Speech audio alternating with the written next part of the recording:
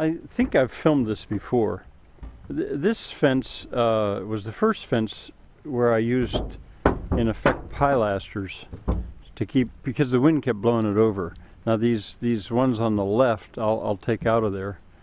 Here it started to go over again, but that's partly because the goats keep jumping up on that. That's really not an issue.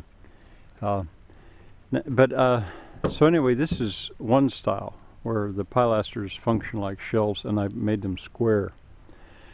Now we're going to go over there and look at that, and I'll see if the goats feel like getting outside. Oh, look at that. There's a ringneck. I wonder if you can see that ringneck working on where the where I've put oats down for the donkeys.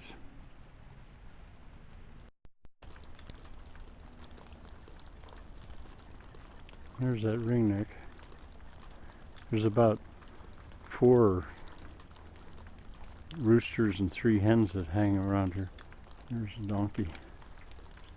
I feed whole grain purposely because I figure that way other animals can find it.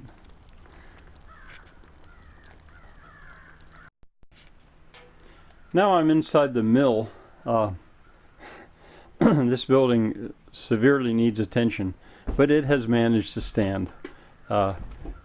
Gradually I'm taking some things out of here to lighten the load, because I've got to go underneath at some risk and jack it up. That's a seed cleaner, or a windmill they're sometimes called.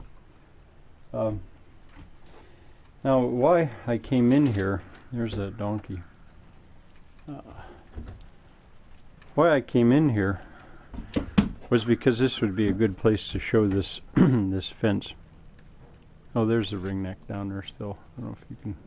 I don't know if you can see it, but there's going to be cover. Actually, that gives me a reason to say something. Well, let me first go over to the next window. All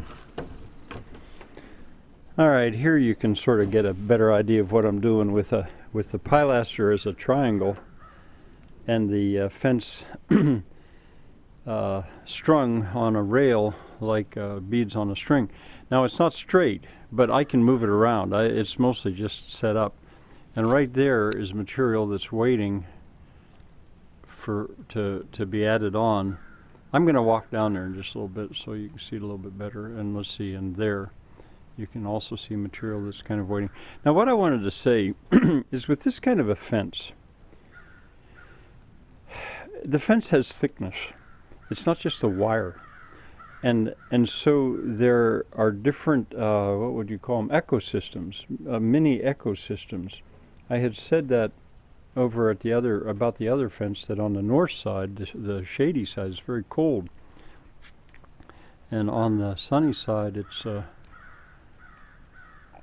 quite warm, quite different.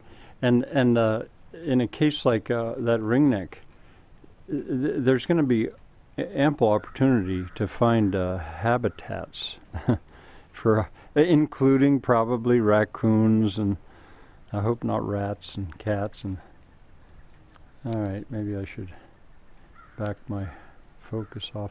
Now I'm going to go down there. I was going to let the goats go down, but I might. Well, I did let the goats out. They may come down and join me. They may not. They don't like the rain. This was a flaw. I should have put this pallet, since it's higher, I should have put it up there with the other ones that were higher. Would have been better. But I didn't necessarily have everything I needed. These, the further away from the barn I get, the more I'm going to use these pallets that are questionable.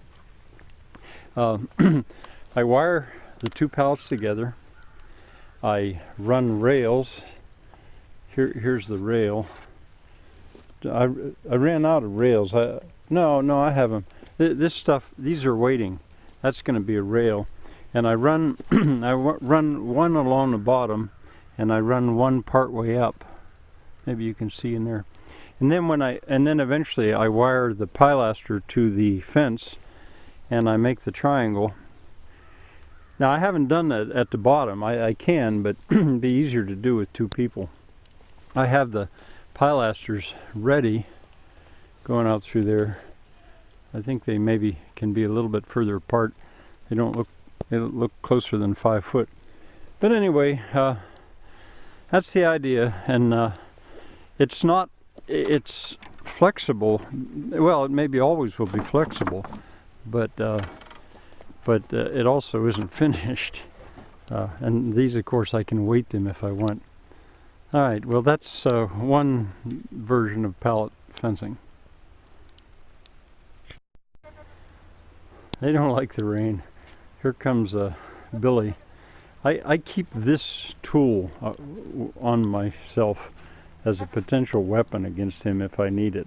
Mostly we're friends now, but I wouldn't want to have nothing to answer his butting or his horns.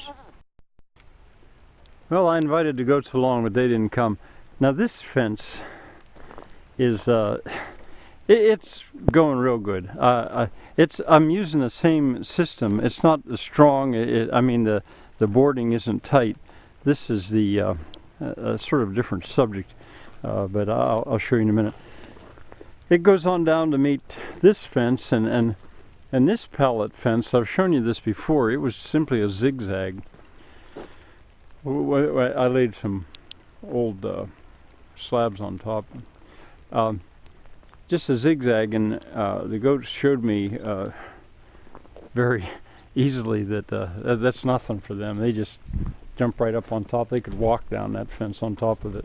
All right, let's go through here. I'll show you this later on, but we're in the Cooper's shop, his sort of workshop. This will be the Cooper's dwelling, I guess I call it. And it's coming along, but as I say, I'll show you this later. Right now, this also will be where the Cooper makes his barrels and things. But I'll show you how the fence looks here. I'll go over to this window to be. And I've got quite a bit laying down as mulch. This area, well, that's Dana Garden. That's a different subject. But right now, there you can see the fence going. And, let's see. Here you can see it too. Just fastened together. It's not finished by any means. All right, we'll go down inside. Well, here come the goats. They're not happy about the rain, but I guess they'll get used to it. All right, this fence. Now, I thought a lot about making it dead straight, which I could have, but I thought that would be a lie because it's following a ditch, and the ditch is on a contour. And also that way I can show that a fence like this doesn't have to be dead straight. It doesn't depend on tension and strong corners. This is what I'm using as rails. That's free at the sawmill. I can get that by the pickup truck load. They're the edgings when he runs his boards by the edger. And I have pilasters ready. I made them in advance. This doesn't take very long at all. These pallets are mulch. They'll rot up with the wetness. There's wire waiting, and I have enough of these. There's my gauge to give me 5 feet approximately. I have enough of these that I can make it to the end, and I can go from there to put the end off. Now I don't know if I can go up that way. That's the gardener's hut there. All right, I don't know. Maybe I've shown you all I need to show you. I had more blocks available than I needed. I had said at one point that I'll put a wooden block underneath a pilaster to bring it up to level. But all of this stuff is just approximate. And once again, you can see I wire the pilaster together. And then once, I haven't done this yet. I could do this one. Once I've got 3 of those rails in there, I then wire it together. And I do this right away, wire the tops together. But I can do the bottoms there, and there, and there, and there. And I might put another pilaster in between. That's why I left that gap. I can use them as shelves to weight them. We'll see. It's a learning experience. sawmill waiting to be put together. Well, the rain's not so bad when the eating's this good. That's Sky. This is Heidi. They're both bred. Over there's Chase, and there's the billy goat, Peter. But my subject is fencing.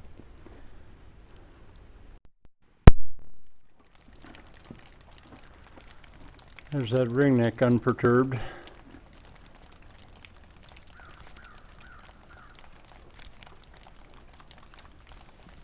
And the goats are back in the pen. They had their little vacation. The donkeys even got a bite of oats themselves.